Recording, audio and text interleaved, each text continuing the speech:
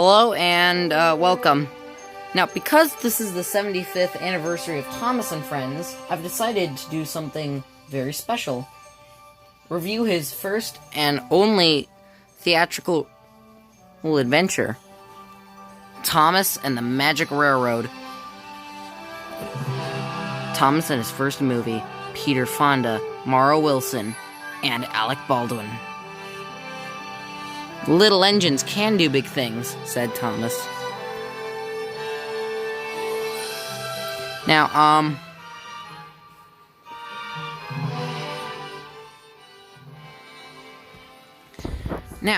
the movie starts off with Alec Baldwin narrating, like he does in season 5 and 6.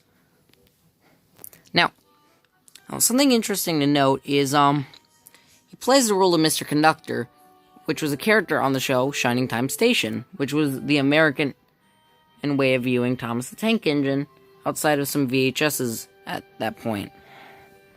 Now, Thomas,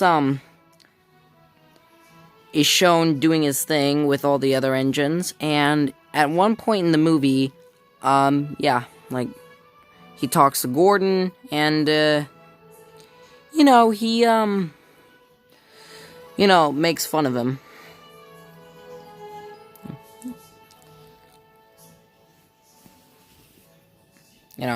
And then, he and Gordon get a little into a fight, and, as the music can tell you, Diesel 10 showed up,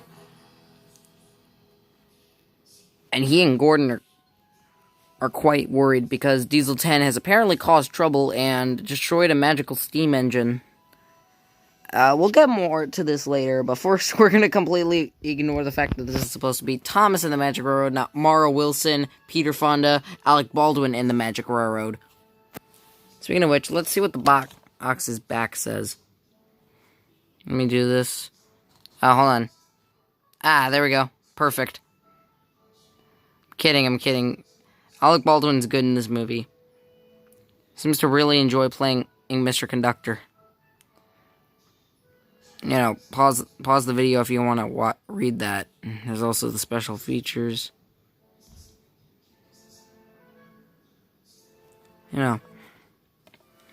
So, I'm just going to summarize the parts of the movie that people care about. So, after, a big plot point is that Mr. Conductor's running out of gold dust. So, after Diesel 10 announces that he's going to do something, he and the engines plan to get rid of him once and for all. Speaking of which, you see Diesel 10? He's called Diesel in this film. Now, anyone who knows Thomas and Friends know that there's already a character named Diesel, and he's nothing like Diesel 10 over here. Where Diesel 10's a Class 42 warship with a claw on his roof, the character Diesel is just a big black box based on a Class 80 shunter. Now, after some shenanigans with a carrot or something... Oh, yeah. It's music for Shining Time. Anyways. Oh, wait, lyrics. Good, nearly got a copyright. Anyways, so then, Mr. Conductor eats some fruit, which gives him the idea to call his cousin, who is just on a beach.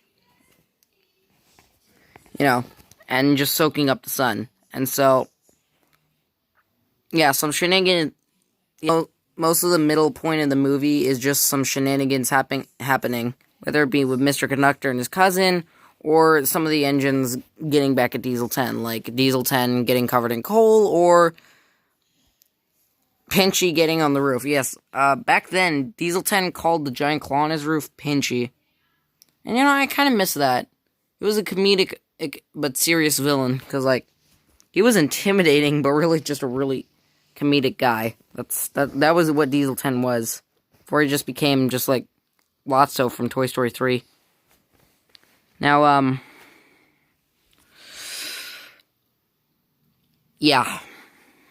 that's practically it. And a while later, Thomas finds a coal car that he accidentally bumped earlier in the film and uses it, or rather, he doesn't use it. He gets teleported to the Magic Railroad and for some reason ends up way farther away from Lady than you'd expect because Thomas was like gone for a while, like 5 minutes or something. Yet he's still shown a decent amount away from Lady, who's actually voiced by Britt Allcroft, which is actually nice. The creator of the original series, or rather, not the creator, obviously, but like the person who commissioned the model series, actually voicing a character. That must have been surreal. So, yeah. And then there's the infamous chase scene, which I believe a lot of people know about. If not, like, everyone who's watched this movie remembers. And I can't blame them. It was pretty interesting. And the way it was filmed, it was amazing. And, you know, Diesel 10 falling into the sludge barge. And then, well, gold dust is made, and, well, Thomas goes home, just, like, puffs into the sunset. Because, you know, I usually complain about movies ending on sunset, like, I usually complain about that, but this movie, I don't know, I don't know, this movie was just nice. Definitely recommend you watch it. Would talk about other things, but it's like 6 minutes already, so botheration.